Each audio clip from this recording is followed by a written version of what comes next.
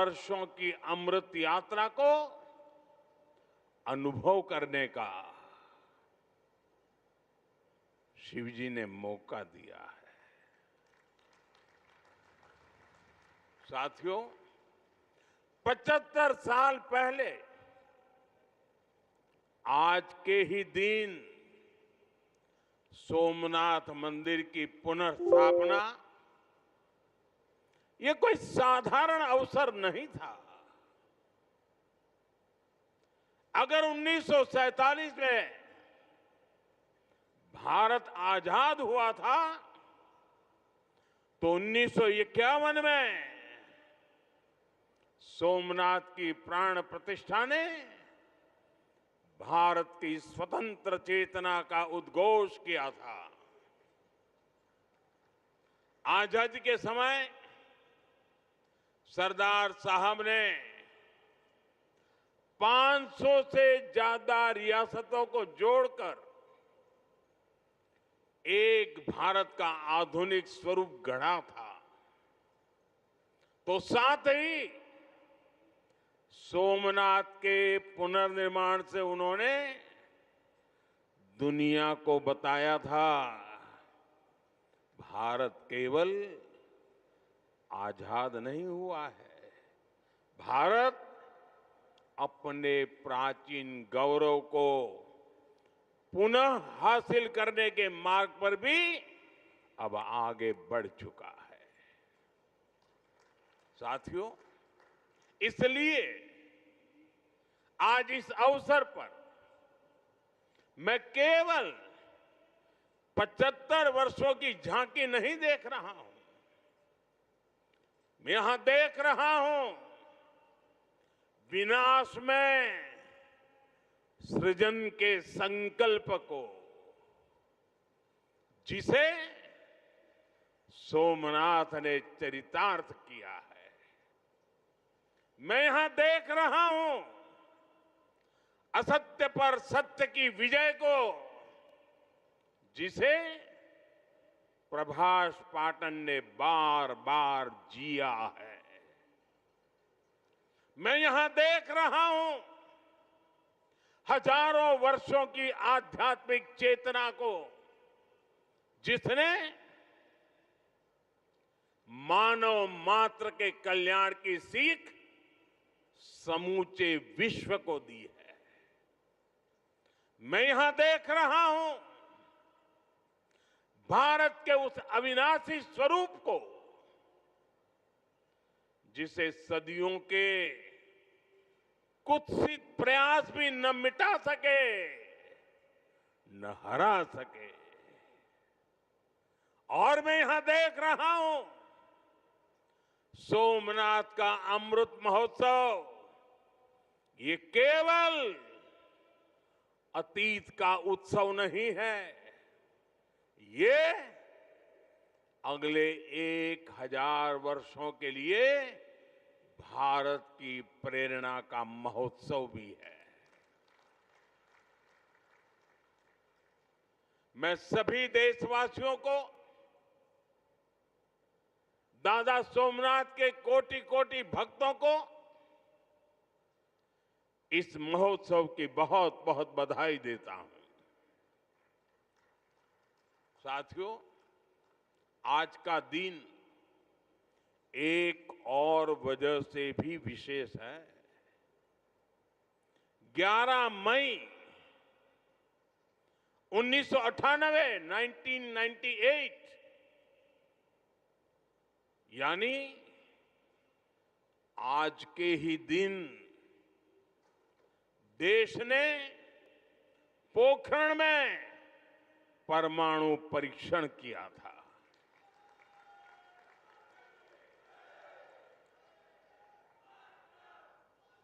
देश ने 11 मई को पहले 3 परमाणु परीक्षण किए। हमारे वैज्ञानिकों ने भारत के सामर्थ्य को, भारत की क्षमता को, वैज्ञानिकों ने दुनिया के सामने रखा। दुनिया में तूफान आ गया। भारत, उसकी ये हैसियत, ये कौन होता है भारत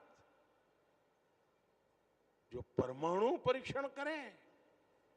और दुनिया की आंखें लाल हो गई। दुनिया भर की शक्तियां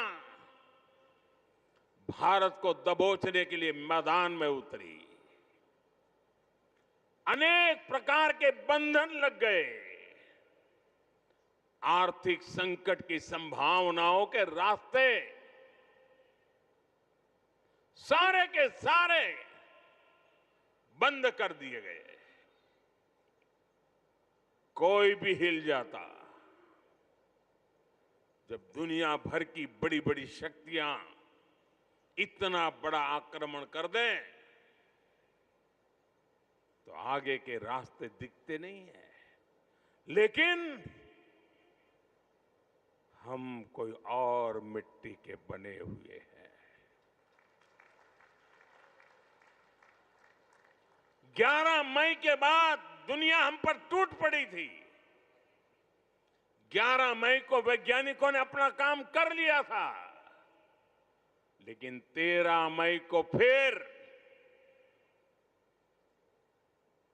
2 और परमाणु परीक्षण हुए। उससे दुनिया को पता चला था कि भारत की राजनीतिक इच्छा शक्ति कितनी अटल है। उस समय पूरी दुनिया का दबाव भारत पर था,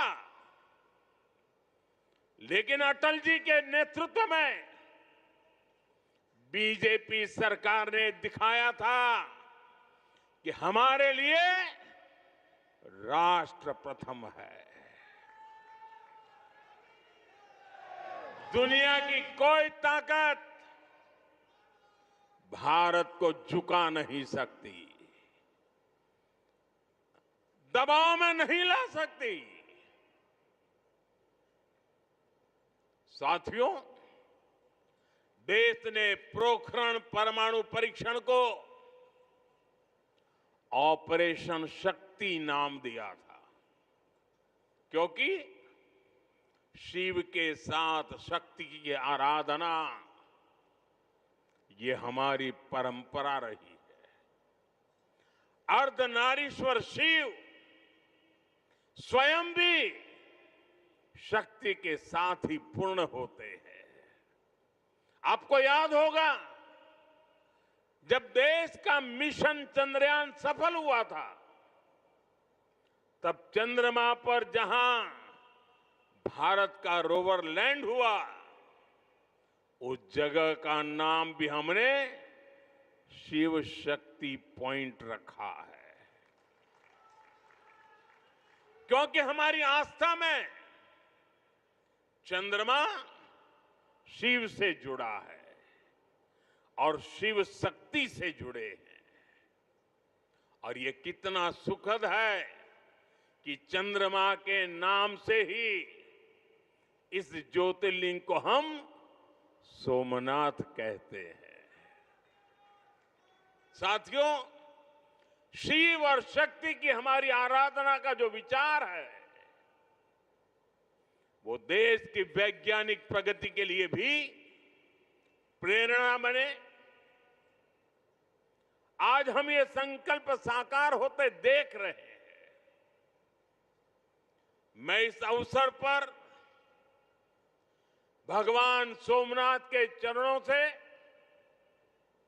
सभी देशवासियों को ऑपरेशन शक्ति की वर्षगांठ की भी बधाई देता हूं। साथियों, जब मैं पिछली बार यहां आया था, तब मैंने कहा था, जिसके नाम में ही सोम अर्थात अमृत जुड़ा हो, उसे नष्ट कौन कर सकता है। इतिहास के लंबे कालखंड में इस मंदिर ने कितने ही आक्रमण झेले।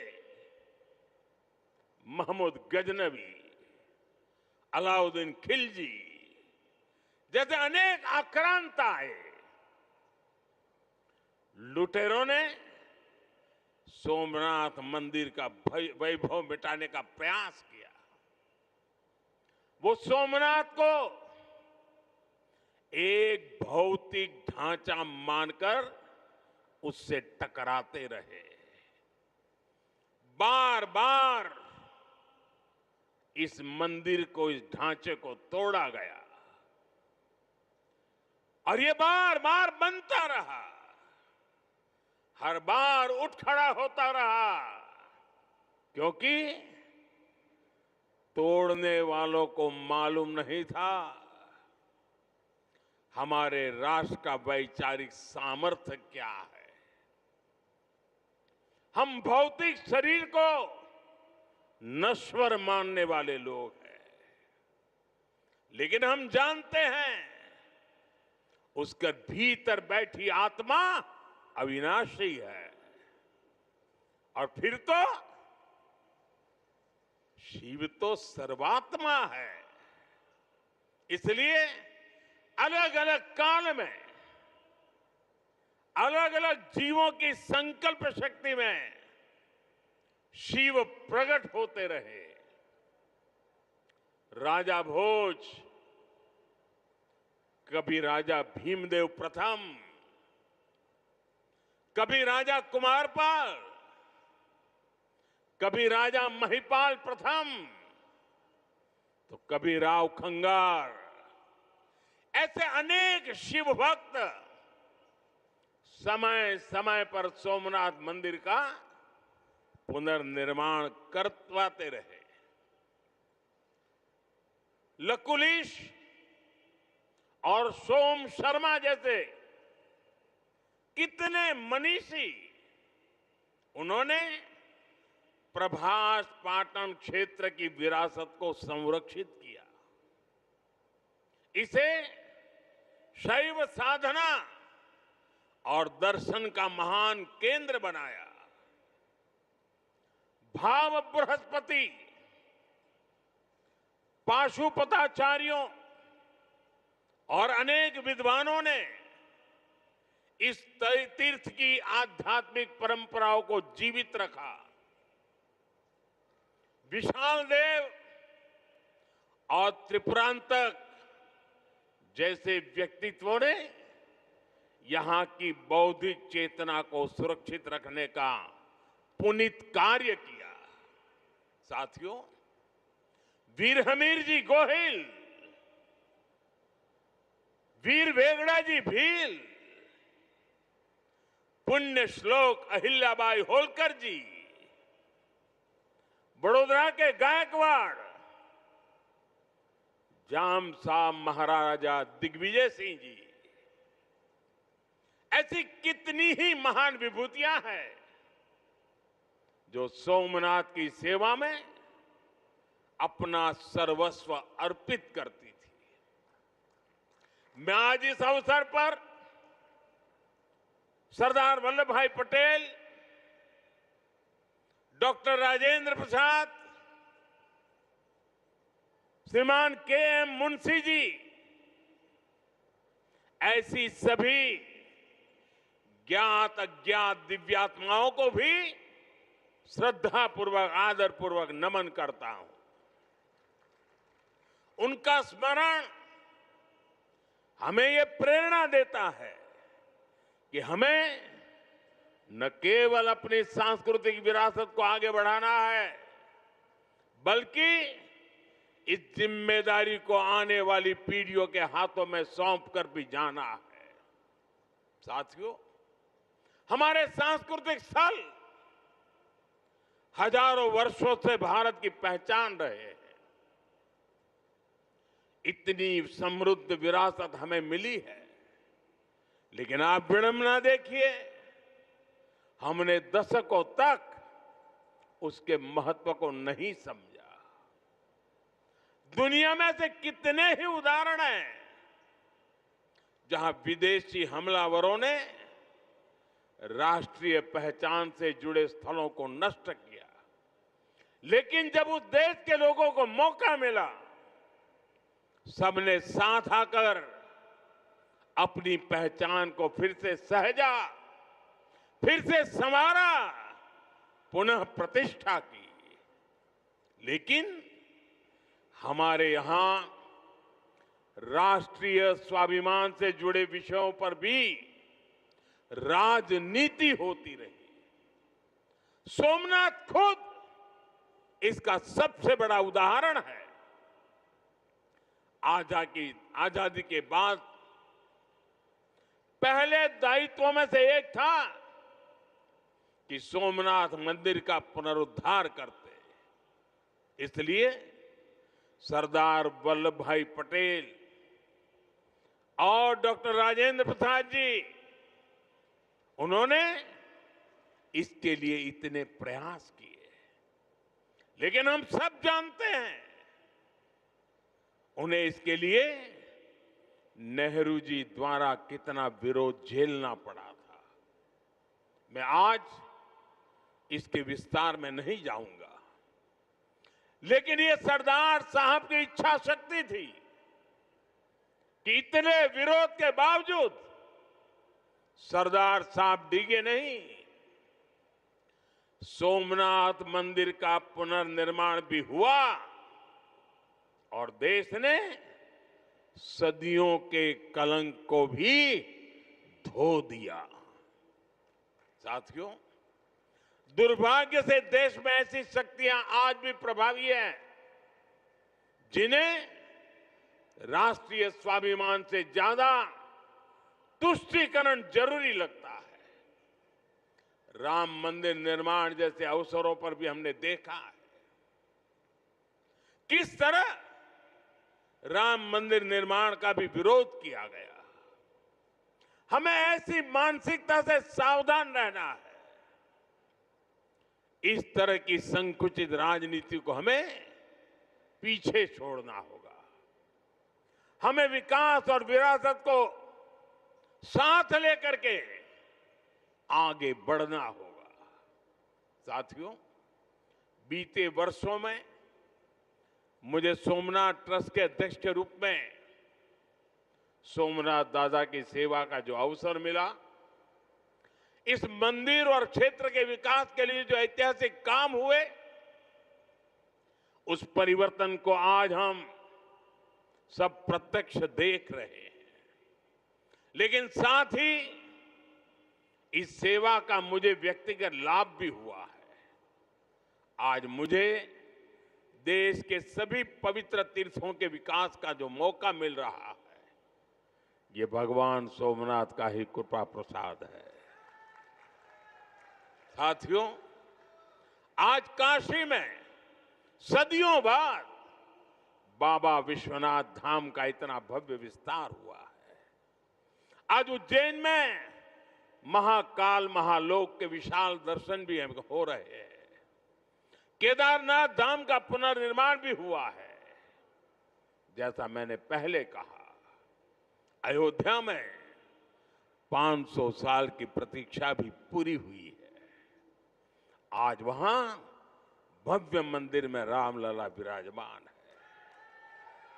साथियों, ऐसे कितने ही पवित्र तीर्थ, पवित्र मठ, मंदिर और क्षेत्र, उनकी जो महिमा हमने पुराणों में सुनी है, आज वहां हमें उस समृद्ध परंपरा के दर्शन होने लगे हैं।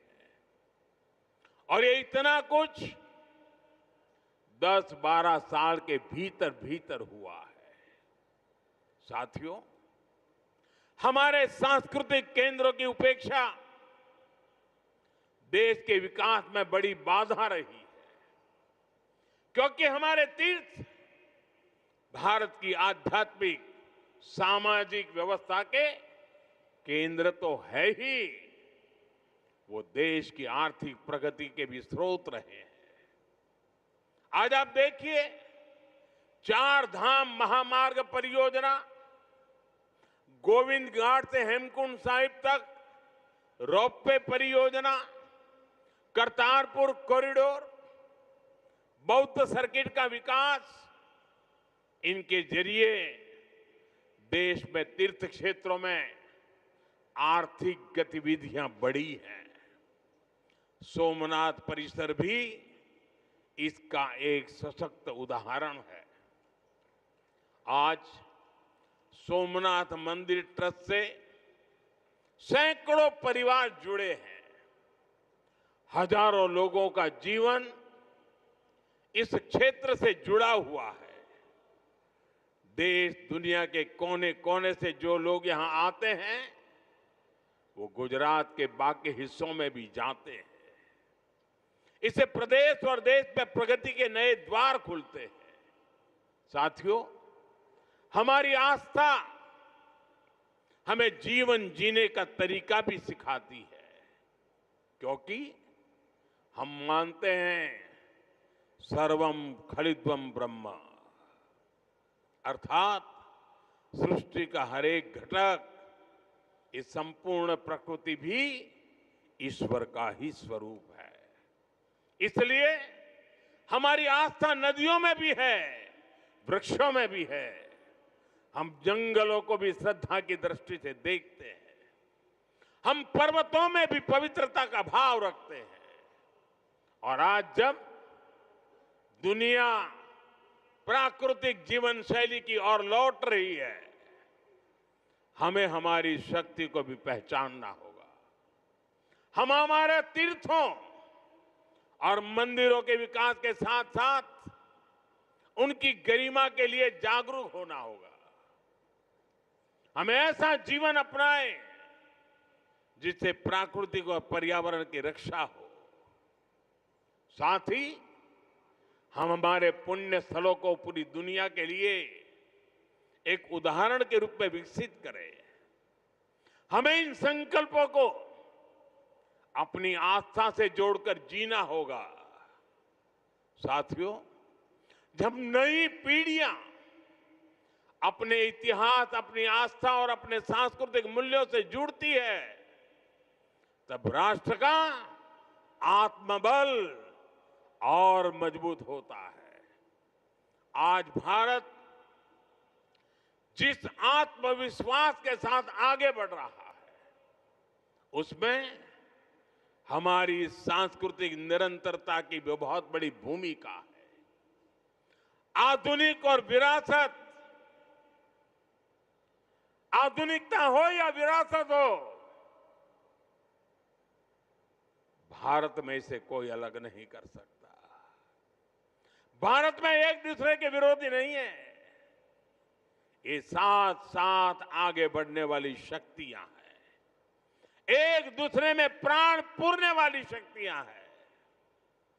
सोमनाथ हमें याद दिलाता है कि कोई भी राष्ट्र तभी लंबे समय तक मजबूत रह सकता है जब वो अपनी जड़ों से जुड़ा रहे, जब वो अपनी विरासत को आने वाली पीढ़ियों तक उसी श्रद्धा और विश्वास के साथ उनके हाथों में सुपुर्द करे।